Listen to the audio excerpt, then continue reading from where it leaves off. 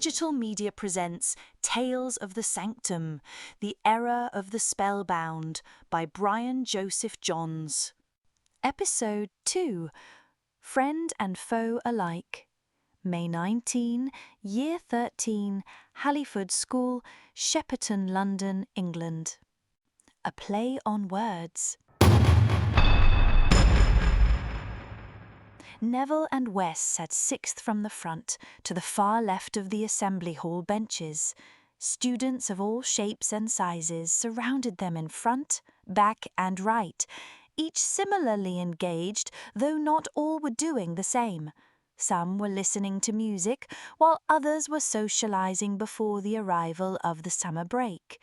Some were simply reading, while others were quickly writing, perhaps their notes for the remainder of the exams, for this was the end of Year 13 for all in the hall. "There's one on right. Quick, get him, mate," Neville urged Wes, using the joypad in attempt to back away from the advancing boss. "I'll hold him off while you heal. Hurry," Wes responded, clicking the joypad frantically with his fingers. "What on earth are you doing?" asked Nelanie, who had appeared beside them, leaning against the back of the bench after the long hike from her locker on the other side of the school. "It's Nintendo 3DS. We're playing Final Fantasy Explorers. Quick, get back over here. He's almost done and I'm down to like a scribble of health," Wes answered Nelanie, then returning to their game, gnashing buttons in attempt to take down the boss. "Are you guys playing together?" she asked them, somewhat perplexed by the devices. "We are playing together because there are no I's in us, or we," Wes responded, thinking he was clever. "That's because there's two of them. Get it, mate?" Neville responded, thinking he'd been clever. "No, I don't. Do you mean your character in the game has two eyes?" Nelanie asked them, still confused by the game as much so as Neville's quip, for she knew little about gaming, let alone handhelds or consoles. "No, I mean like the Nintendo Wii. There's two eyes in Wii," Neville replied to her, explaining his joke. "Don't mind Nev, he's getting kickbacks from Nintendo now," Wes replied to Nelanie, buttons clicking. Yes! Neville stood from his place on the bench, his hands in the air in victory. "What happened?" asked Nelanie, when Neville had finally returned to his seat. "We just took down like one of the hardest bosses," Neville replied, a fountain of crystals erupting from the remains of the deceased boss.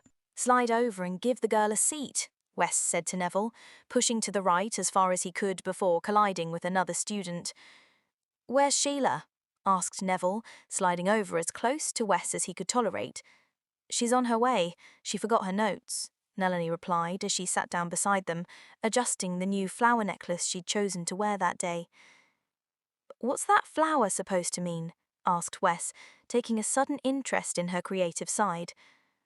"My marigold. It means the passing on of the school year, a kind of death, really. Maybe it's right up Sheila's alley, given her infatuation with Gothic lifestyle and all. Something ends and then something else begins. It also means sunshine, brightness and light, the beginning of the summer," Nelanie explained to Wes with a smile. "Speaking of passing, I just barely scraped by on my sciences. I got a lecture from my parents last night about how I have to try harder, especially when it comes to college. They suggested I'd take a break for a year, get a job and try the real world," Wes explained to Nelanie. "And what do you think you should do?" asked Nelanie of Wes. "I dunno. I don't want to just jump into something. It's kind of like swimming. I love swimming, and most people would probably love swimming too if they weren't forcibly pushed into the water their first time. I want to get in and feel it a bit first, live a bit first, swim beneath the surface and maybe explore the mysteries of the experiences we've been having," Wes explained to Nelanie metaphorically. "At least your parents act like they care. Mine don't seem to take an interest in my schooling at all, but they definitely want me to get a job over the summer. They've been suggesting it ever since I started making these flower necklaces." Nelanie looked to the golden marigold, poking out of the little semi-permeable flower envelope she'd crafted to hold its soil. "Maybe they think you're onto something. At least they aren't trying to push you into the pool before you know how to swim, Wes replied. It's not the push that matters. It's the fact that someone cares enough to trust that you can deal with the consequences of being pushed. Your parents seem to trust your ability to swim. Mine don't, Melanie suggested to Wes. Yes, but maybe they're giving you the room to decide for yourself, rather than forcing you without the option of having a choice, Wes told her from his perspective about her situation. Then again, I wonder what Shayla would have to say. I mean, she doesn't have anyone to push her or encourage her at home. She's on her own, Wes added. Speaking of, what's taking her? Naloni became reluctantly concerned about her friend. Blindness to sight. Shayla stood in front of the mirror, leaning in close as she touched up her lipstick, lining the bottom of her lip precisely, after which she examined the eyeshadow beneath her brows. She then pressed her lips together and checked that they were even before replacing her kit in her purse.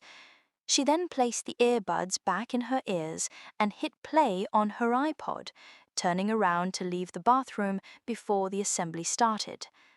As she was about to take her first step, she heard an eerie voice from behind her. The voice was hollow and wispy, trailing off into infinity. She quickly turned around and was met only by her own reflection in the mirror. She looked around, then removed the earbuds from her ears, ensuring that it wasn't embedded in her industrial goth playlist. Must have been the shadows, she said, shrugging her shoulders, then turning around to leave again. You have watched the shadows. This time the voice emanated from everywhere in the air around her, still hollow and dark. She quickly turned, trying to catch whoever it was off guard, and jumped back when her eyes met the mirror. Instead of her own reflection, there was a pocket of the deepest darkness she'd ever seen. On the other side of the mirror, its silhouette accented the shadows in the bathroom, while the bright places had grown in their contrast. She shook her head, and in that instant, the phantasm was no longer there, replaced by her reflection once again. Her heart had picked up pace, and she felt the first tinges of fear, as if she were being watched, followed. She turned and ran for the door, bolting through it without looking, stepping directly into a doorway of darkness of the same enveloping depth. She screamed as she felt herself falling, hoping that she was still at home in bed in the midst of a nightmare, when her feet suddenly found purchase on stable ground. She suddenly realized that she hadn't been falling at all, but that the wind had somehow tricked her into believing, despite the fact that she could not see a thing. A clue for you. There is blindness only in complete darkness or complete light. The voice returned once again, this time sounding not hollow and lost, but enriching and encouraging. Shayla pondered the words, staving off the tinges of fear that gripped her, when she realized that the darkness was her. That's it. Recall the light. The voice advised her, trailing off into the reaches of the unknown. She closed her eyes and concentrated, recalling a trip to a country farm with her father.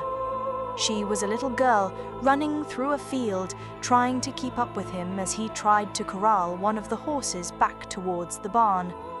She laughed as she watched him chase the beast, which only seemed to be playing with him.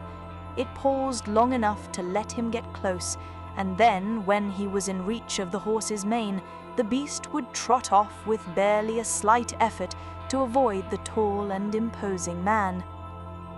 On this particular occasion, he'd reached for the horse, which then began to run, twisting away from his grip before he'd established it. Of course, by that time, he was off balance and had struggled to recover, running frantically in the hopes his legs would catch up with his upper body. Instead, he slipped in a patch of long, flattened grass where another of the younger horses had chosen to bed down for a short rest earlier. and fell flat on his bottom, much to Shayla's amusement and delight. She laughed at him as he sat there on his patoot, he too snickering at the outcome. "Dad!" Shayla reached out to her father, only to find herself once again in the darkness. This time, however, something had changed. Her eyes slowly adjusted as the contrast of the darkness within and the light of her memory filled her vision, and though the darkness still remained, she could see within perfectly, as if it were day. She was in another place not familiar to her.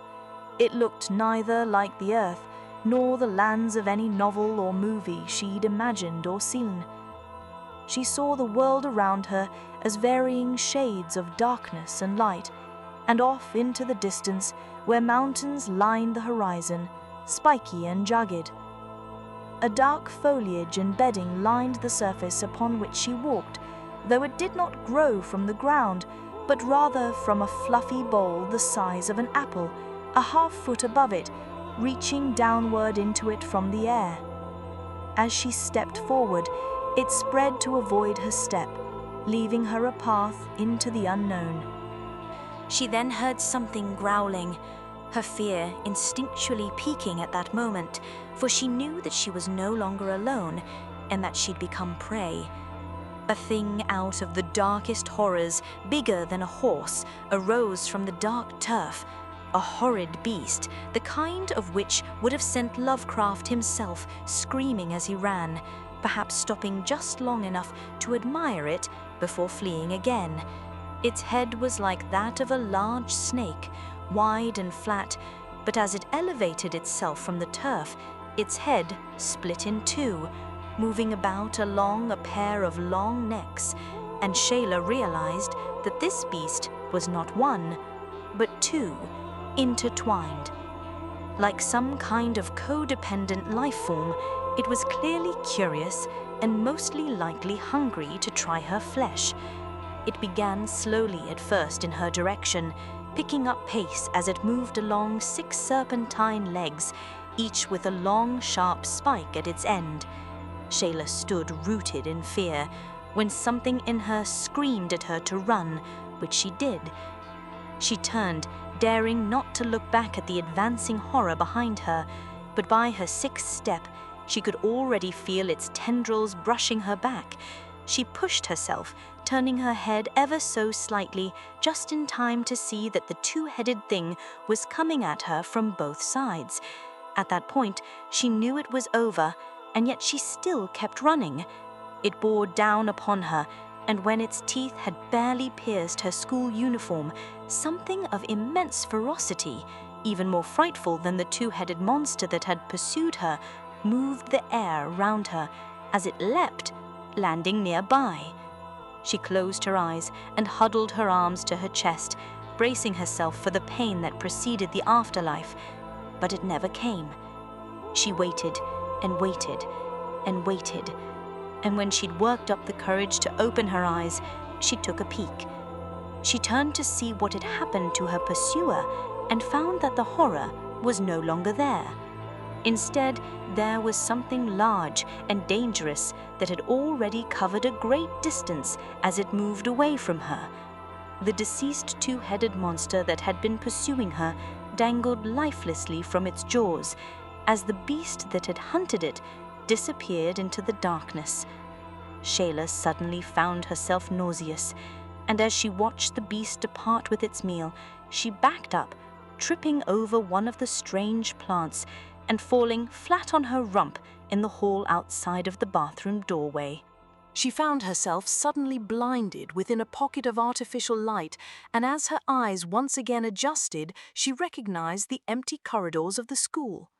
She quickly got to her feet, picked up her purse and knapsack, and then ran as fast as she could for the assembly hall. Assembly. Shayla came running through the assembly hall doors, slowing to a stop when she saw the crowd gathered within, finding herself calmed by the presence of so many people, a very rare thing for such a young woman who enjoyed her solitude. She looked aft and fore and side to side until she spotted Naloni's familiar blonde hair seated beside a tall fellow and a shorter one. She stepped quickly over to the benches where the familiar faces of her friends were situated, finding that there was barely enough room for her to be seated. "Slide down, I just had an experience," Shayla said to Naloni, who looked up to her with a look of concern. "Let me guess, you couldn't find your notes. Fret not, 'cause I can photocopy mine and share them with you," Naloni smiled, already going through her knapsack looking for her notes. "No, that's not what I meant. Wes, could you push down a wee bit for a lady?" Shaylee corrected Maloney and then pried the two young men for space on the bench. "Sure thing, Shayla." Wes put down his Nintendo and turned to the large, rotund boy sitting next to him. "Look, mate, could you just push down a bit, please?" asked Wes of the boy, who turned to face Wes with a look of disgust. "You think with my weight that real estate comes at a premium, do you? Can't do," he responded with a thick Scottish accent. Wes turned to Shayla and shrugged his shoulders as if she'd asked him to achieve the impossible. Shayla folded her arms impatiently. Wes thought carefully about how he could solve the situation, looking out of the side of his eyes at the rotund boy, suddenly noticing that he had an expensive collection of pens in his breast pocket. He went into his bag and found his writing utensil bag and dug through it until he found a folding felt-covered box. He opened it, and within was an expensive pen that had been gifted to him by his father for his grades in math and computers. He turned to the boy once again and tapped on his shoulder. "Look, mate, this is really important. If you can coax the rest of the bench to move down, I'll give you this pen. It cost my dart more than a few quid," Wes offered, holding up the elaborately embossed pen. The rotund boy looked at it, squinting for a moment, and then took it from Wes's hand, examining it closely before he answered. "That's a fine one it is. Deal," he responded, turning to the people sitting to the right of him and coaxing them down the bench. "Come on, you lot, make way or make for the door." He urged them all to shift down by not one space, but two. Wes and Neville quickly took up the slack, and Naloni followed suit, sliding down a couple places for Shayla, who then sat beside her, pushing close enough to discuss her previous experience. "I just had another... how can I say it?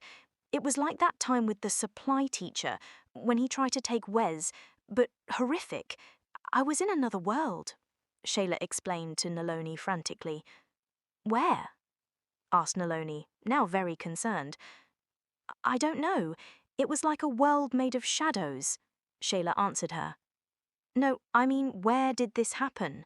Naloni elaborated on her question. "Just outside of the bathroom near my locker. It was like a doorway into another world," Shayla exclaimed, drawing Neville's and Wes's attention. "Look, could you keep it down?" Neville exclaimed to Naloni, trying desperately to signal her, pointing to the front of the assembly hall. "Are you a complete Chad? Shayla just had a traumatic experience again." Naloni stopped for effect, suddenly realizing that the occupants of the entire assembly hall were staring at her. As she looked to her left, a woman with long, flowing black hair and a stylish pink dress sat in the space beside Shayla, at the end of the bench.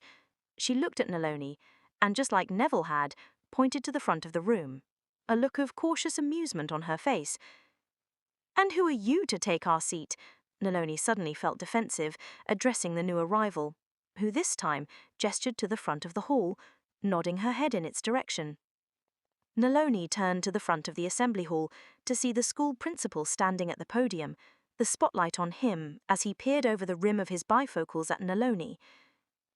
"Are we interrupting your meeting, Miss Ardbloom?" Mr. Bosford looked to her, as the rest of the auditorium sat silently watching her. The stage fright hit her like a wall. She tried to speak but found herself unable to form any words. That was when the young Japanese woman who'd sat beside her stood and spoke up. "I'm so sorry, Mr. Bosford. It was my fault. They were expecting another friend when I sat in their place. Being the good friends they are, they tried to coax me to move.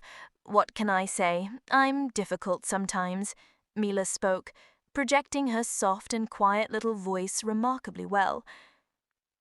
I suggest that you both sit down and remain quiet so we can start this assembly, Mr. Boseman urged the two women with a serious tone. The two of them sat down, Shayla between them, who leaned over to Naloni. That went pretty well, all considered, Shayla said to her quietly. No thanks to you, Naloni responded. Mila leaned over towards Shayla and passed her a pile of 4 hand-painted origami blossoms. One for each of your friends. You see, just like mine. She tapped to the one pinned to her dress. Shayla looked to Mila and then to Naloni, passing the other 3 to her. She put it on her shirt and gave the other 2 in Neville and Wes's direction, who smiled and nodded at her. Thank you, she said to them. Whatever for?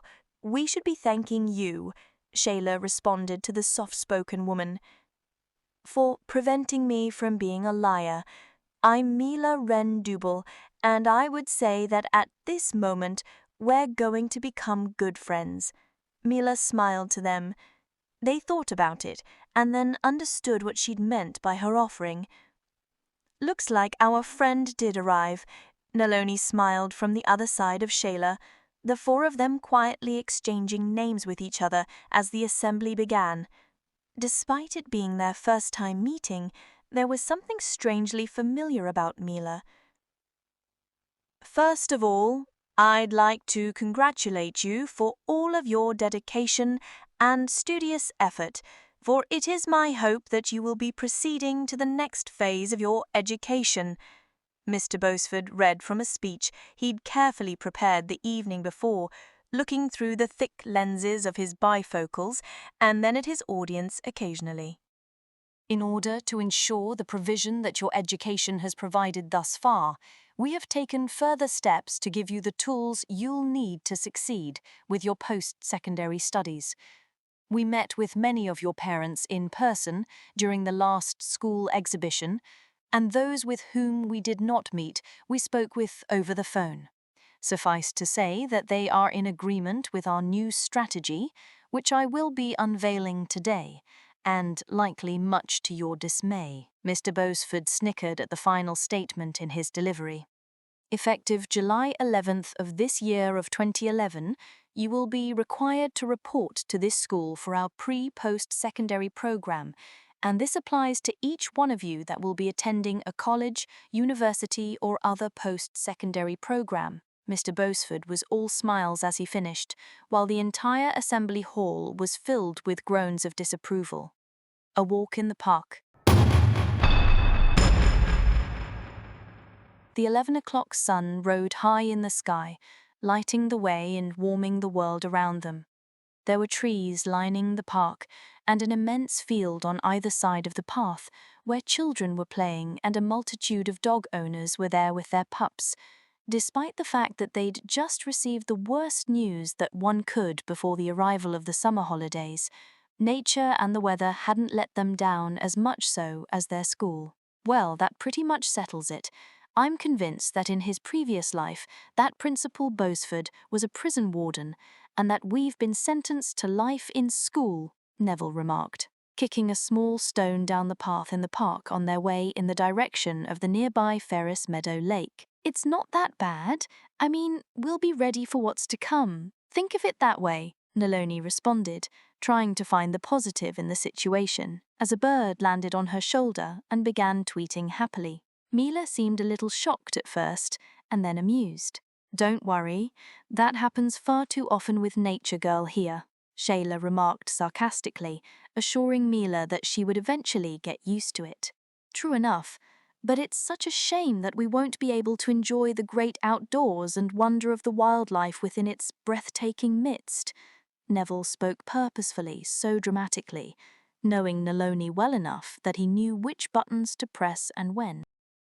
Naloni suddenly realized that she'd lose almost 200 hours of her enjoyment of nature, not to mention lose out on her participation with groups trying to help protect and preserve it. If you put it that way, he's a conniving, snivelling, bifocal, fixated, sadistic man for taking away our time to enjoy the out-of-doors. The bird on Nellany's shoulder squawked once and then flew off into the trees, dropping a turd on Neville's head before it left for rousing Nellany in such a way. Mila looked to Shayla. "Does that happen often with Nellany and her birds as well?" she asked. "No, that's only the third time the birds have bombed Neville in protection of Nellany," Shayla replied as the others laughed while watching Neville brush the bird guano from his hair. "What about what happened to you, Shayla, outside the bathroom?" Nellany prodded Shayla's shoulder. "With that glum news, I almost forgot.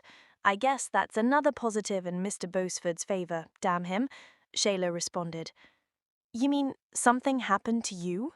Are you all right?" Wes quickly replied, leaving Neville's side and making his way over to Shayla. "Yes, I'm fine. I had an experience, like the one we had with Mr. Norbert." As the name left Shayla's lips, the others found themselves smitten with chills as they recalled that day in the class a year earlier. "Now I'm lost. Are you experiencing difficulties around school?" asked Mila, a bit confused by their conversation. "Mila, you really picked the wrong group of people to have as your new friends," Neville offered in the jest of dark humour.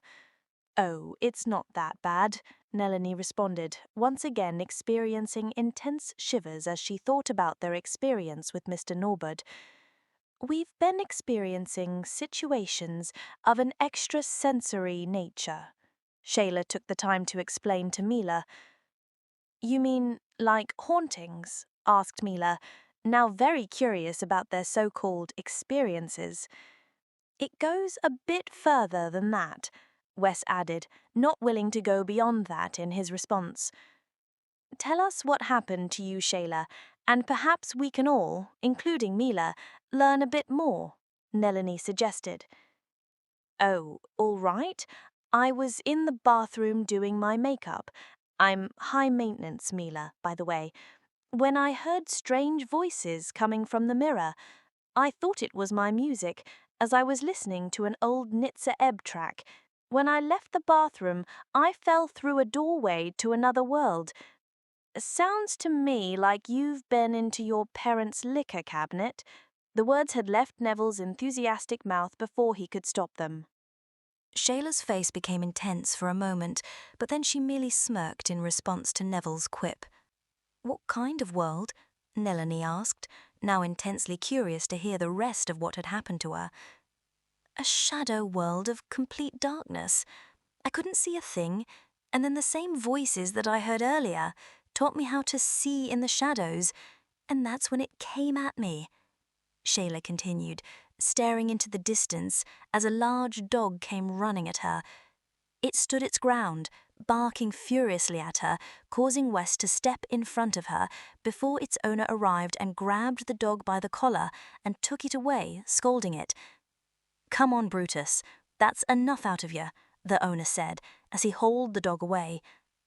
"The dog was upset about something, not you, Shayla, but something around you," Nellany explained to her. "What are you now, a dog psychiatrist?" Neville couldn't let the opportunity go. "I could be," Nellany responded in her own defense. "Maybe Mila's right. We might be haunted. Maybe we shouldn't be talking about this. It might be drawing the ire of whatever it is," Wes suggested to them, as they looked back to the dog and its owner, both of whom had mysteriously disappeared. "Have all of you been having these experiences?"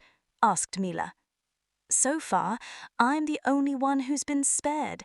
I think it's a guilty conscience if you ask me. I'd bet the lot of them took a few too many cookies from the cookie jar."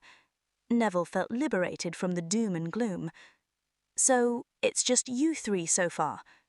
"So far, we swore never to speak about this, but obviously in light of our new friendship, we've already broken that rule," Shayla remarked, looking to Mila, though not attempting to provoke her to guilt on the issue. "That's very odd, because when I touched down here in Shepperton at Heathrow, I had some of the most profoundly horrific nightmares I've ever had since losing my family. Sorry, I don't want to burden you. Mila explained her experiences, withdrawing when she'd realized that she might have said too much. You too, Shayla replied, looking to the shorter lady. Shayla lost the people closest to her, Nelanie explained to Mila. My mother first. She died when I was 3. My father raised me until I was 11, when he died. I was in the care of my aunt up until I was 16, when I was given access to the inheritance. I repurchased the very same small home where my mother, father, and I used to live, and continued on from there by myself. Shayla explained her losses to Mila, perhaps another kindred lady. I'm so sorry for your loss. I know what it's like to lose the people closest to you. I lost mine in an airliner crash, both of them, a year ago. Mila offered a bit of herself and her life to them. I'm sorry, Mila. Looks like we both really had a difficult time out of the starting gate, doesn't it? Shayla replied, having found someone who might understand her better than anyone. When I was on my way to the home I bought here in Shepperton, someone from Inspired Art International drove me. Wait a second, aren't they a promoter of high-value art? Asked Wes, having a bit of knowledge on the matter. Yes, they are. I have a few friends there, and so they arranged to have somebody come pick me up from the airport and get me safely to my new home, where we're going right now. Anyway, I fell asleep during the ride, and I had the most vivid nightmare I've ever had. It was almost real, too real. Mila explained to them. Maybe there's some sort of connection between these experiences, between us, Neloni suggested to them. Maybe, or maybe it's because, as Mila said, that you're all haunted. Anyway, we're close to the lake, and I don't see a single apartment building anywhere that could Mila's home. Only this large beast of a beachfront property on Ferris Meadow Lake. Neville pointed to a large home on the lakefront, bracketed by trees on either side. That's my home, Mila replied with grace and modesty. That's where you live? Wes shook his head in disbelief. It's quaint, isn't it? Mila smiled, admiring her home as they approached the front lawn. That's the understatement of the year. You could fit 10 of my parents' apartment in there. You're wealthy, I take it. Inheritance, insurance settlement, Shayla asked, knowing that aspect of what she'd experienced all too well. No, my parents made a reasonable income, but they were never wealthy. I earned my fortune shortly before their death, Mila explained as they walked up the front steps to the double doors outside of her home. How? Asked Wes. Mila unlocked the front door and invited her new friends into her home and closed the door behind them, grabbing a set of slippers from the closet for each of them to wear. Are you from Japan? Asked Wes again, immediately recognizing the custom. No, I'm from Canada. My mother was Japanese. My father was Austrian, possibly with a bit of Belgian too. My mother made us wear slippers, as was the custom where she was from, and she kept the household that way and followed many other Japanese customs as well. I'm carrying on the family tradition, you could say. Mila had already removed her shoes and stepped into her slippers, after which she waited for them. She took them on a tour of her home, most of the walls within containing one lonely painting, often tacked away from the center, as if some form of asymmetrical abstraction. Some of the paintings were profoundly surreal, vibrant with color, and screaming existentially, while others, specifically her watercolors and sumi-e brush, were sparse, faded and withdrawn, perhaps as lonely as the walls upon which she'd placed them. When she'd finished the tour, they grabbed their shoes again and went out the back to the deck, whose stairs descended down to the lake and connected to a dock where one could swim or just sit and enjoy the surrounding scenery. She stepped back indoors and returned with a platter of food for them and a few cold drinks for them to enjoy under the summer sun. So, how did you make your fortune? Asked Wes of Mila. One of my paintings back in Canada caught the attention of a talent scout from Inspired Art International. They offered to pay me an exorbitant sum of money for it, in fact, so much that it essentially made us very wealthy. They then offered to show my paintings in one of their tours and sold many more for similar sums, and that's pretty much how I accrued my wealth after they took their fees. Mila explained to them, using her chopsticks to secure her next sushi roll, which she then gently placed in her mouth. It's a horrible feeling, knowing that it all comes down to there being a price tag on everything, even the lives of those you love the most. I received an insurance settlement, and then when I was of age, an inheritance.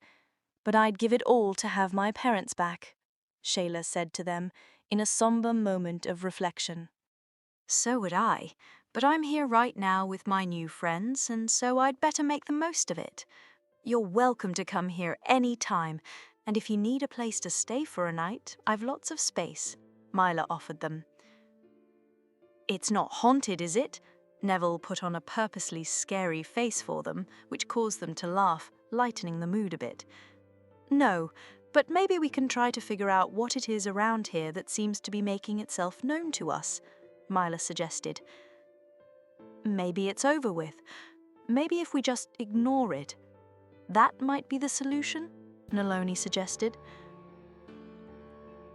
I don't know about you, but I don't think it will be long before it makes itself known to us again, Shayla added her own perspective as they looked out across the waters of Ferris Meadow Lake.